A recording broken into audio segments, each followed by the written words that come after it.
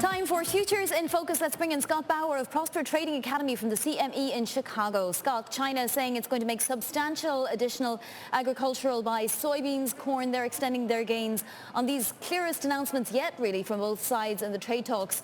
But those gains are getting paired. What's the thinking at the CME?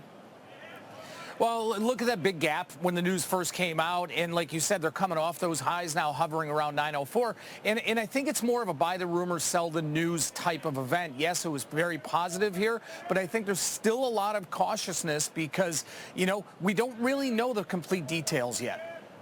Correct, and those additional tariffs that were set to go into place on Sunday, well, they won't, but the existing tariffs are only going to come off in phases, and we're not quite sure what that actually means, Scott. Would you be a buyer or a seller here of any of these commodities, or indeed oil, which briefly passed through 60 as well?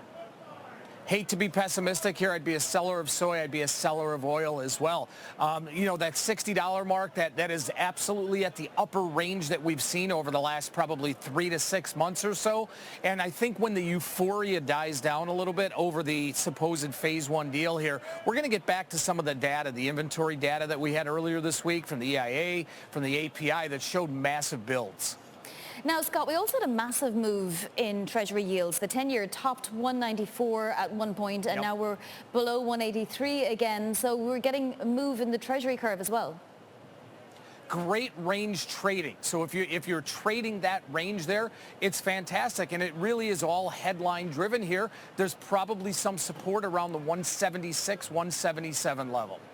Scott, thank you. An exciting morning, to say the least. That is Scott Bauer of Prosper Trading Academy at the CME.